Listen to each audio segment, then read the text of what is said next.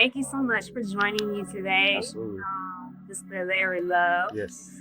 We are here at Cafe Resistance, which is in the heart of the North Side. And I know that you have you have a relationship with Angie Nixon, and Yes. then you've also done many of events and stuff here as well. But Yes. before we jump into that, your name is Larry Wakefield Jr., right? Yes. Yes. Okay, but you go by Larry Love or Yes. DJ Larry Love. DJ Larry Love. So how did that come about? Yeah, it's a great question. First of all, shout out to my dad. I'm a junior. And I spent like most of my grade school years doing a lot of stuff, but I never necessarily called myself those things. So I was in band from like 6th to I think 10th grade. I played drums, but I never called myself a musician. Okay. I was in advanced writing like my entire grade school career from like 5th grade on. Never called myself a writer, et cetera, et cetera. So I joined the military I went to high school, graduated high school, went to UNR, worked on becoming a teacher, Duval County Public Schools, and just realized that it just wasn't, as I was doing my practicums and my coursework, like going to the schools, it just wasn't, I didn't feel like it was time yet. Okay. So I ended up going to the military, kind of starting a whole nother life, and found myself like married, and a kid was on the way, and we were transitioning, and we were about to split, and I ended up back in Jacksonville, but I was still in the military. I was still in the Air Force. I was in the Air National Guard. Okay. And right before I came back here to Jacksonville, I was in Colorado, and I created my brand, what people know as the Event R&B Mostly. I created this a microblog at the time. It was called R&B Mostly. And I came home, ended up in a studio session, and that guy that I was working with, he was putting together like a radio station. He was pre-recording his shows, and he asked me to DJ an event for him. And I was like, bro, I'm not a DJ. And he was like, but you got this platform, you be putting together these little mixes. Okay. And I was just splicing stuff together. I wasn't spinning records, you know what I mean? But I love music. So after that conversation, I went and bought a little controller. This was, like 8 years ago. And I just started playing around on it. And I'm like, all right, if I'm gonna start DJing, I need a name. So I sat with a bunch of names and nothing was clicking. And I just thought about what like as an artist, what I wanted people to know me for. And I feel like my entire life, this is kind of getting deep, but I feel like my entire life was about like showing people love. So whether I'm showing other people love or showing people how I love myself, or like I believe human beings can't necessarily, to its highest capacity, give unconditional love, but that's something that we strive towards. So I just wanted it to be in my name. I thought the name was cool, but I also thought it had a deeper meaning. And literally, if somebody says it, they have to say love to me. You know what I mean? Giving love. Yeah. You reciprocating. For sure. So I had like all of these thoughts in my head, and I hoped they would land. And dang near 10 years later, they landed. It's landed. Yeah. People know my last name, my actual last name. Yeah. They still call me Love. It's still love. Yeah. Behind it. So you think that goes into the love movement that you talk about in a lot of your posts. Absolutely. Like yeah. Okay. Yeah. I like hearing that. So your father, yes, you're a musician, an artist, cultural creator, you just a jack of all trades, really. Yeah. And you also maybe go by the name of Mr. Bring the City Together. Okay, I like that one. You like that one? You like that one? Okay, so how do all of those roles like really play into that moniker of Mr. Bring the City Together? Yeah, so I think, so I hope I'm not jumping ahead too much. No, you're fine. So at the pop out, right, I told this story about Thailand, and I think it was the first and the second one. And the story was, when you go to Thailand, a lot of people talk about the sacredness of the land. And, not saying that the land's not sacred, because it is, but what made the land sacred outside of it being created are the people that live on it. Those people protect that land. They are one with that land. Being a father, being a creator, being a cultural holder, an author, all these other things. To me, they're just like me playing my part in helping build this community up. I believe that Duval is Thailand. And what I mean by that is, like, people talk so much stuff stuff about Jacksonville and not realizing it's like, well, Jacksonville is comprised of people. And if you are the people complaining, you know what I mean? Like, you're not doing anything to fix it. So I have my complaints, but I tend to have my complaints. I probably write it down and I do something about it. Okay. So yeah, I believe all of those roles help me in being a part of my my community. And you gotta have leaders in the community. And as much as not that I fought that title necessarily, but you have to step up and yeah, I think leaders are born, you know what I mean? And sometimes they're made, et cetera, but my dad, shout out to my dad, when I was like really small, he used to mess with me and be like, he would ask me if I was a weenie, which is a thing like, oh, you acting like this or are you this, right? But then he would follow it up and ask, are you a leader or a follower?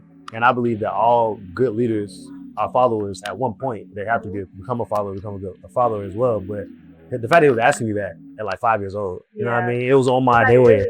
Like, all right, what's a leader? And I understood that in my son, like, he's naturally like that. Like, he can't help it. He walks into a classroom and be like, what we doing? Like, what are y'all doing over here? This is, But yeah, I hope that answers your question. A little bit more forthcoming than like you were with it. Yeah, earlier, for sure. Yeah, absolutely. So we'll go back to when you talked about like the stigma of Jacksonville. Okay. So what's something that you constantly hear that stuck out to you and you wanted to be a part of that change, so you did change it, or you're trying to change it? Yeah, so I'll start with one of the first things, like why I even started doing what I was doing. So I created R&B mostly because at the time, a lot of very popular people who helped R&B become what it is today were saying that R&B was dead. And I understood what they were saying, but I couldn't fully vibe with it because this was 2015. R&B was just changing. And not just the music was changing, but the way we received the music, the modality of it. Like our music wasn't even a thing yet. One of the things that I feel like is missing, so to speak, in Jacksonville is love, right? And R&B and love to me are synonymous. It's one of the, outside of like gospel music and a couple other genres, like it's one of the genres that we champion that talks about and pushes love. So I felt like, all right, if I can create, I can take this event or take this brand, this idea, R&B mostly, and create something physical. At the time, it was supposed to be like live music and et cetera, which I ended up doing. And I got some stuff coming on the way for that too. But it was, how can I like take this energy and put it into a physical thing that people can come to and experience, and then through that thing they can possibly realize, oh, my city's not. Yes, and a lot of it is about spaces. So like we don't have the same spaces that DC has or that Atlanta has or that LA has, and it's like, why? I'm glad you bring that up though, because I think R&B mostly, you've been doing that for like 7 years, 8? 7. December will be 7 years. Okay, so I'm a Jacksonville native, but I don't go out like that. Understood. But I do think that from what I see on social media and conversation, that R&B mostly has gotten more popular because of the location. Yes. With it being at the Phoenix Art District now. And there are a lot of developments in Jacksonville right now that are supposed to also help to heighten that and to give, opportunity for those spaces to do things like that. So do you believe that, R&B mostly is kind of like at its, not its peak, but it's become more popular because of the location change or its reception? So as the person who created it, I'm definitely gonna shout out the location change. That was huge. I've said that this change kind of put us in like the real estate game, if you will. Just meaning like what a lot of me and my friends are experiencing. Shout out to my friend Candace Clark. She did an event called The Petite, and that space ended up getting bought because she helped like grow the eyes on it. And it was like, oh, this is such a dope space. And it's like, oh, well, let's go ahead and snatch that up. So I do believe like we're in that realm, but I knew that. So I'm gonna give it to the space for sure. It was very intentional, us moving to that space, and even the opportunity coming to us. I'm super grateful for it. But there was also a level of like, I was talking earlier about those seeds. So we haven't even been in this space for a year. We've been in the space for 7 months. Okay. Right, and we're going on 7 years of the event. So what happened was we're throwing out all this seed. We've been all over the city at this point. Even continued through the pandemic, was online, et cetera, continuing to keep the brand strong, and then making such a big move. And then the big move truly like taking all the things I had seen in my head 10 years ago and making it come to fruition, the lights, the ambiance, like I feel like we finally have it right.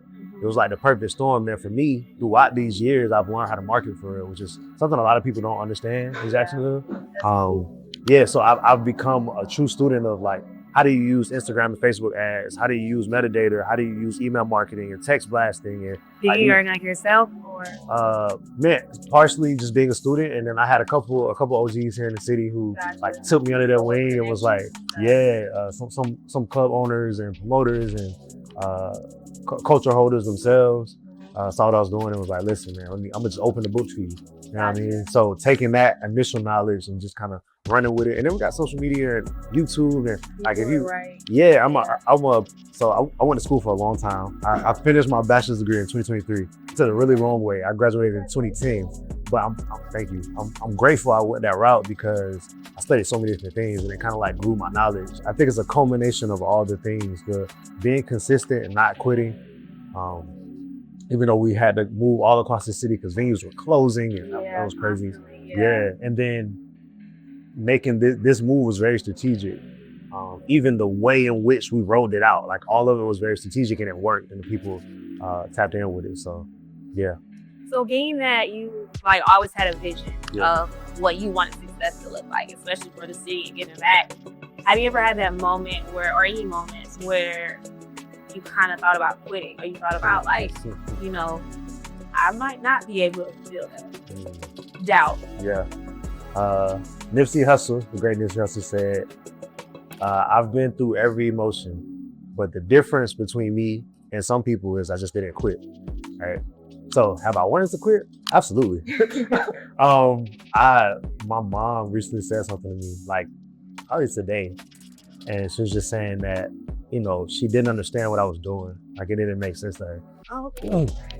But it's because it's like, I was working a lot of jobs at one point. I was in the military, DJing, doing army mostly. I was truck driving. I'm a jack of many trades. So I had my hand in a lot of things. So, you know, she was like, oh, it's cool you DJing, but then that started getting deeper for me because I've been working with Angie for 8 years for it. When I started DJing, I met her right before I started DJing. Oh, wow. So anytime she needed anything, like Joe Biden came into town, he called me. Hey, I need you to DJ. Okay. Say less. Whatever you need. So even doing this community work for almost a decade together. But my mom, she helps me like raise my son and all these other things. So she's not outside like that. So it's like, I hear you doing all this stuff. And then so, but recently she started coming to some of these more family friendly things that I've been doing. And it like clicked the light bulb because she's watching people interact with me. She's watching the community I built. And it's like, well, this is interesting. I'm mentioning my mom because it can be very difficult when people don't understand your vision. But in the words of Will Smith, I list a lot of great people because they're great for a reason. So he talked about like people they're not gonna always understand your vision. Like that vision was more than likely just given to you by God or by the universe or through your ancestors or whatever. So I understood my vision and I'm grateful that other people have. I'm not a quitter. I quit a lot of sports growing up, but there was a rule that we had in the house. Like, if you play a sport, you got to play for the season, and if you don't like it, you don't got to do it no more. Okay, so I'll finish the season, and then if I ain't like it, I do it no more. But it allowed me to like try and see if I liked it or not, see if I'm good at it or not, see if I can get better at it.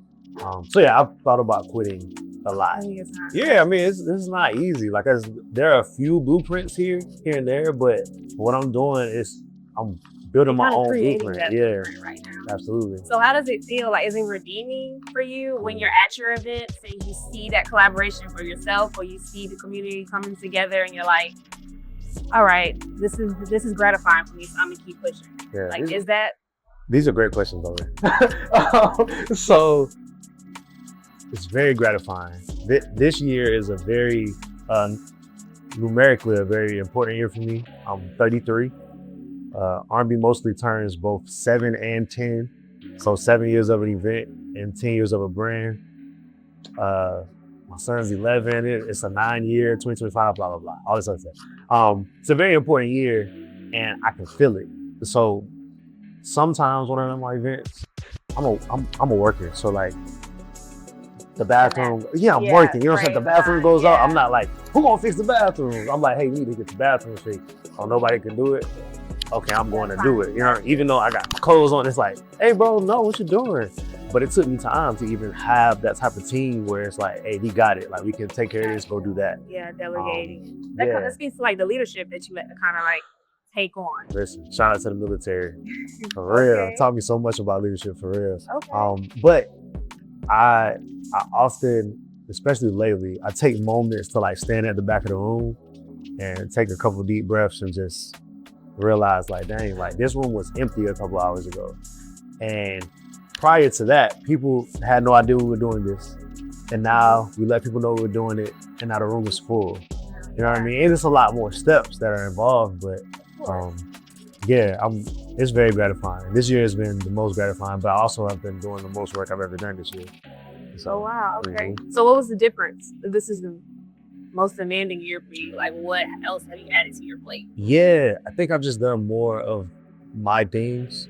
I'm a builder, so like I'm a huge team player. So I wanna see people win. I wanna work on other people's ideas, and I think just learning to trust that my ideas make sense, and that I believe we work better together. Period. So when you have my idea and then your idea, and we merge them together and it makes sense, like it's gonna be a stronger product.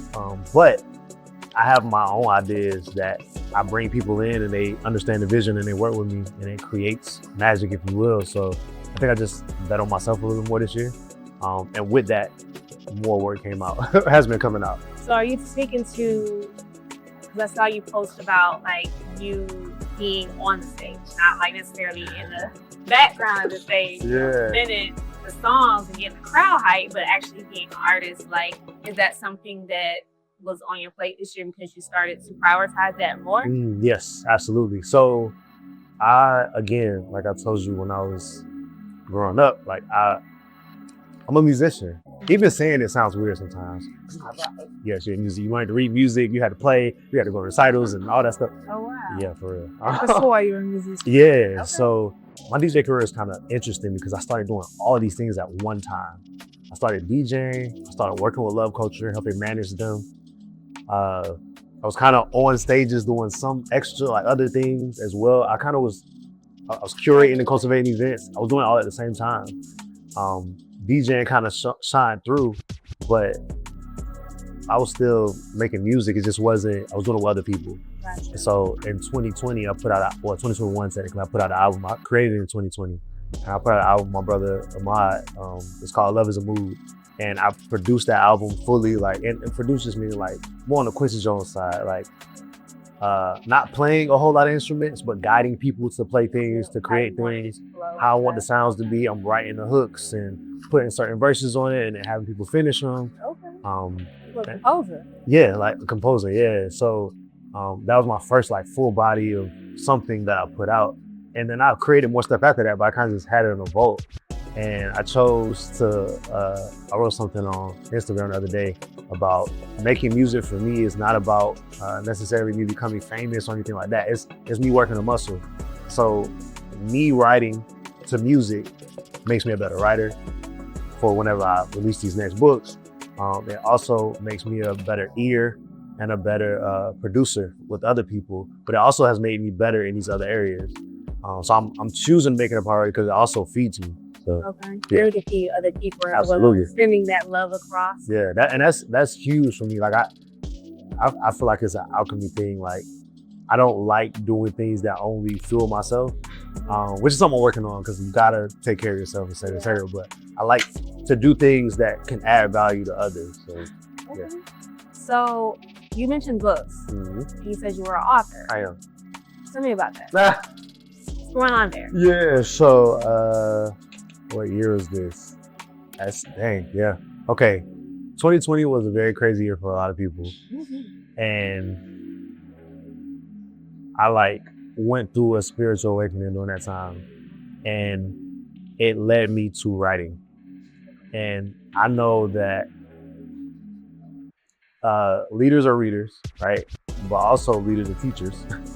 And those people, if they are people in the community, especially, they end up writing something, whether they write journal entries or whatever. Being a good writer, I just felt like it was time to write a book. And a friend came to me and was like, hey, we're doing this cohort.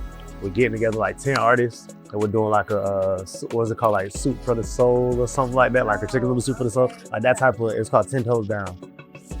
With Trey Ford and Rackley Publishing is the name of the publishing company we did it with. So we learned, it was a process. Like we had to pay a fee, but in the fee we learned to publish books. We learned to self-publish or work with a publisher. It was a really dope process, and I felt like I needed to do it so I could learn it. So I wrote 30 pages in the book. It's called, I think my chapter is called Lessons in Love. It's just about like some of my life. Rooted in love. Lessons. Yeah, everything you rooted in love. Absolutely. I love that. Yeah. Okay, and so you have your eyes set on future books, future publications, just adding, continuing flexing that muscle. I have 3 books already. Like the way I create is idea, points, and then I write. So I'll have the idea, it might be a word, it might be a sentence, it might be a phrase, it might be a paragraph, whatever. That's the idea. And then I'll kind of like start writing chapters, if you would. That's how I write my albums too. So I already have 3 of those, like already. In the tank. Yeah. Okay. Yeah, it's just a matter of when, for real. So I'm working on that to put myself first when it comes to my art. For real. Yeah. I was gonna ask, like, with you constantly running, and then you've already addressed it slightly, but it seems like you have to take a break and, get to the mental, get to some rest, and still be confident in knowing that, okay, even though I put this down for this moment, that I'm getting better because what we're gonna put out after this is gonna come 10 times harder. Yeah. I ain't gonna hold you, like that's one of the hardest parts about what I do because there's no blueprint for real. Trying to figure out when to rest, because when you become a person of the community is different. Like there's no like you just set office hours. But people are like, bro, it's 10 o'clock. Right, like you know what I mean? So it's like, all right. And for me, I have a huge family on both sides. Okay. My dad has, it's 8 of them. So 4 boys, 4 girls. Like half of them have kids and then their kids have kids. Okay. All right, and that's just them. Then you're on the side and it's 4 of them, but then they got tons of cousins. All of them got kids. So like, and I'm one of the older, I'm like in the, I guess on my dad's side, I'm one of the older. On my mom's side, I'm kind of in the center. But people love me. So it's like, I'm not even talking about the at-large community. I'm talking about in my house, you know what I mean? Trying to find that balance in that time. Barack Obama said, when you're working to be great balance, the way in which we see balance doesn't exist. You have to just create those pockets of rest, of unplugging, because it's, you know what I mean? Because it's no. You're constant. You're always gonna be called to something. Yes. So you have to like say no. Yes. You have a hard time saying no? Heck yeah. I'm working on it though. So I wrote on the front of a journal this year. It says 2025, the year of the creative Larry Love. And I wrote that just because I believe there's power in words, but also power in writing things down. So writing that like allowed me to hold space for myself as a creator. So there are times when I'm like, okay, I can go out and do this, or I can sit at home and read. I can go out and do this, or I can sit at home and just write. I can go out and do this, or I can just sit at home and do nothing. Yeah. Because I need time to do nothing. Yeah. I need time to think. Yeah. So I've been allowing myself more time, like going out of town. Like that's a mandatory must for me. Last year I barely went out of town because I felt like I had so much to do here. I had so many foundational things to lay, and I feel like I stand behind that decision. It was a great decision, but this year I'm prioritizing it a little bit. You need a little bit more wiggle room as you get comfortable in what you're doing too. Yeah, so absolutely, that's fair. Yeah, that's fair.